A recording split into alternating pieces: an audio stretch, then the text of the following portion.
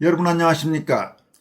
경기도 평택 출신의 원로 언론인인 권혁부 전 방심위 부위원장이 이번 6.3 지방선거와 함께 치러지는 평택을 국회의원 재보선에 국민의힘 후보로 출마하는 유의동 전 의원의 선대위원장을 맡은 김문수 전 대선 후보에게 보내는 공개서한을 발표했습니다.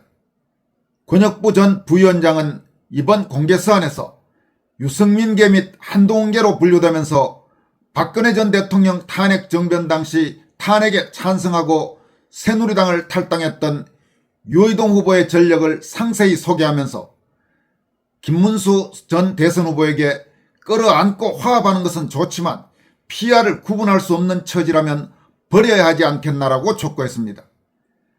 이 소식과 함께 최근 심각한 경영위기에 직면한 중앙일보 미디어그룹이 자금 마련을 위해 중앙일보 사옥과 JTBC 사옥, 일산 사옥 등 핵심 자산을 매각할 방침과 관련해 중앙일보 및 소위 조중동의 일그러진 행태를 신랄하게 비판한 디지털 논객들의 질타를 전해드리도록 하겠습니다. 먼저 경기도 평택 출신으로 평택고등학교와 고려대를 졸업한 뒤 KBS에 입사해 KBS 대구 총국장과 KBS 이사 등을 지낸 권혁부 전 방심위 부위원장은 자신의 소셜미디어 게시글을 통해 김문수 전 고용노동부 장관이 지난 대선에 출마했을 때 유의동은 과연 어느 후보를 찍었을까라고 반문했습니다. 권혁부 전 부위원장은 김문수 전 지사님, 김문수 전 고용노동부 장관님, 당신이 윤석열 대통령 탄핵으로 치러진 지난 대통령 보궐선거에 출마했을 때 당신이 지금 선대위원장을 맡은 평택을 지역구 출마자 유의동은 당신을 찍었을까요? 이재명을 찍었을까요? 라면서 평택의 보수 우파 유권자들은 유의동이 자당 후보인 김문수 당신을 찍지 않았을 것이라는 게 다수입니다라고 말했습니다. 여러분 지금 이 주장은 다른 지금 사람도 아니고 바로 평택이 고향이고 평택고등학교를 나왔고 언론계에 오랫동안 근무했던 권혁부 전 방심위 부위원장, 권혁부 전 KBS 이사가 이렇게 문제를 제기한다는 점에서 상당히 눈여겨볼 만한 대목이라고 할 수 있습니다. 권 부위원장은 이어서 유의동은 지난 총선 때 민주당 후보와의 후보 토론에서 박근혜 대통령 탄핵에 찬성하지 않았느냐는 민주당 후보의 질문에 거침없이 그렇다면서 지금도 찬성한다고 목소리를 높인 사실을 알고 계시는지요라고 반문했습니다. 그는 또 당신 즉 김문수는 박근혜 대통령 탄핵을 주도한 김무성을 향해 천년 한을 외친 분이라면서 지금도 박근혜 대통령 탄핵을 찬성한다는 유의동의 선대위원장을 맡으신 내면을 평택의 보수 시민들은 사뭇 궁금해하고 있다. 끌어안고 화합하는 것은 좋지만 피아를 구분할 수 없는 처지라면 버려야 하지 않겠는가라고 강조했습니다. 그는 이어서 평택을 보선은 보수 후보 단일화 없이는 무망이다면서 지난 총선 때 평택을 유권자들을 배신하고 평택병으로가 지금까지 당협위원장을 맡았던 유의동은 또 평택병 유권자를 배신하고 배신했던 곳에와 표국을 거짓 타령이라면서 황교안 후보로의 보수 단일화를 이끌어내셔서 대통령 지위의 리더십을 보여주실 것을 간곡히 요청드립니다라고 밝혔습니다. 여러분 알고 계시다시피 이번 국회의원 재보궐선거, 지방선거와 함께 치러지는 국회의원 재보선은 전국에서 모두 14곳에서 치러집니다. 그중에 대구 달성군을 제외한 13곳의 지역구는 모두 직전에 더불어민주당 국회의원들이었습니다. 물론 좀 더 엄밀히 따진다면 울산 남구 갑 같은 경우는 우파정당, 보수정당이 유리한 지역입니다만은 그 지역에서 지난 4.10 총선 때 한동훈이 내려 꽂아서 소위 무슨 국민추천제인가 뭔가로 하는 말도 안 되는 제도로 내려 꽂아서 국힘 후보로 당선됐던 김상욱이 나중에 배신해서 더불어민주당으로 옮겨갔죠. 그리고 김상욱은 이번에 더불어민주당 울산시장 후보로 출마합니다만은 그 지역 같은 경우는 성격은 우파정당에 보다 유리한 지역이라고 할 수 있겠습니다. 그런데 어쨌든 이 14곳의 재보궐선거 지역구 중에서 권혁부 전 방심위 부위원장이 적었듯이 거기서 국민의힘 공천을 받은 전직 의원 유의동 같은 경우 제대로 된 자유파, 보수파, 애국시민들로서는 선뜻 찍어주기가 곤란한 그런 후보라고 할 수 있습니다. 반면 평택을에는 선명한 자유파 정치인인 황교안 자유화혁신 당대표가 이번에 함께 출마한 지역입니다. 다시 말해서 자유시민들로서는 대안이 있다는 이야기입니다. 만약 내가 평택을 유권자라면 전혀 주저하지 않고 유의동이 아니라 황교안을 찍을 생각입니다.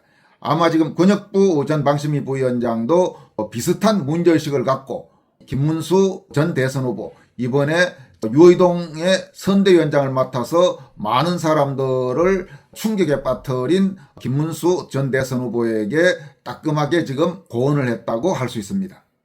이어서 중앙일보 미디어그룹 상황을 좀 보도록 하겠습니다. 중앙일보, JTBC 전부 지금 상황이 아주 심각한 상태로 보입니다. 물론 중앙일보뿐만 아니고 동아일보도 그렇고 조선일보도 그렇고 전반적으로 지금 한국 미디어들이 어려운 상태라고 합니다만은 특히 중앙일보가 아주 심각한 경영난을 겪고 있습니다.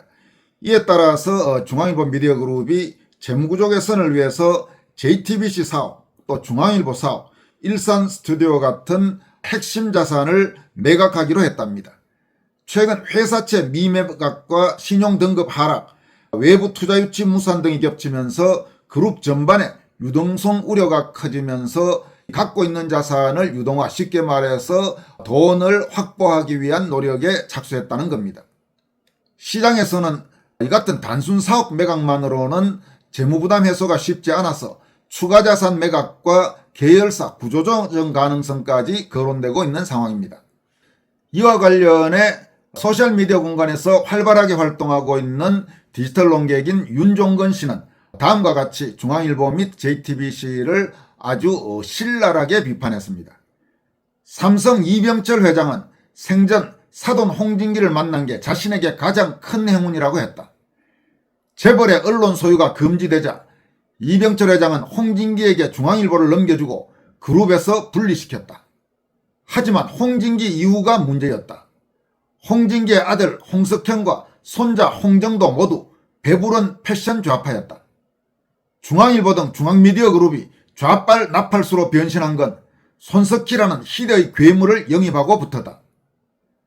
손석희를 앞세워 박근혜 탄핵에 총대를 맨 후 한걸레 N병신 뺨치는 극좌 노선으로 일관하며 좌TBC로 불릴 지경까지 되었다. 또 좌빨 주제에 무슨 욕심은 그리 많은지 온갖 대형 국제대회 중계권을 무리하게 싹쓸이하고 5년 전 JTBC의 IPO를 앞두고는 중공자본까지 끌어들였는데 이 탐욕이 결국 독이 된 거다. 그는 이어서 다음과 같이 밝히고 있습니다. 중앙그룹과 홍씨 일가의 몰락은 대한민국의 가까운 미래를 보여주고 있다. 찌 정권의 극단적 좌경화와 무리한 돈풀기, 그리고 이에 필연적으로 수반될 국가 신용도 하락이 어떤 결과를 야기할지 중앙일보의 몰락이 너무도 분명히 보여주고 있다. 홍씨 일가는 JTBC는 남겨두고 나머지 전부를 정리할 계획이라고 하던데 이 역시 중공 텐센트 그룹의 손에 달려있다고 한다.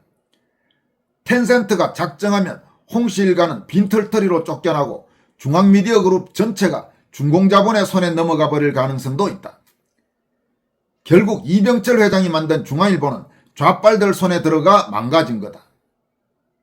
저승의 고 이병철 회장이 아직도 홍씨 일가와 연을 맺은 걸 행운이라 생각할까 궁금해졌다. 이렇게 아주 따끔하게 질타했습니다. 또 김성애 전 대통령실 비서관은 역시 중앙일보의 이 경영악화 기사를 링크하면서 중앙일보뿐만 아니라 조선일보와 동아일보를 포함한 소위 조중동을 싸잡아 비판했습니다. 김성애 전 비서관은 조중동은 좌익화된 순서대로 망하게 될 것이다. 먼저 중앙일보, 둘째 동아일보, 셋째 조선일보 순으로 망할 것이다. 대한민국의 레가시 언론들은 SNS와 뉴미디어의 도전과 좌익 노조의 횡포에 굴종하면서 썩어가고 있다. 그 분풀이를 자유우파에 대한 공격으로 채우면서 더 빠르게 무너지고 있다라고 지적했습니다. 그는 이어서 그렇기에 조중동이 망한 뒤에 다시 떠오를 태양은 없을 것이다. 새로운 언론의 씨앗이 그들의 시체를 걸음삼아 키워지고 꽃을 피울 것이다라면서 그렇기에 조중동의 미래는 없다라고 단언했습니다. 여러분, 지금 이 한국 언론, 특히 소위 그동안 주류 언론으로 분류되고 상당히 평가를 받았던 조선일보, 동아일보, 중앙일보 등 이른바 조중동이 최근 보여주고 있는 모습들은 정말로 실망스럽기 짝이 없는, 그리고 비판받아 마땅한 그런 모습들이라고 할 수 있습니다. 점점 자기 회사들을 망가지게 하는 짓들만 지금 골라서 하고 있는 게 아닌가, 이런 비판이 쏟아지고 있습니다. 중앙일보와 JTBC의 아주 심각한 경영난은 그런 위기 상황을 보여주는 상징적인 모습이다, 이렇게 평가할 수 있겠습니다. 지금까지 권순할TV였습니다. 고맙습니다.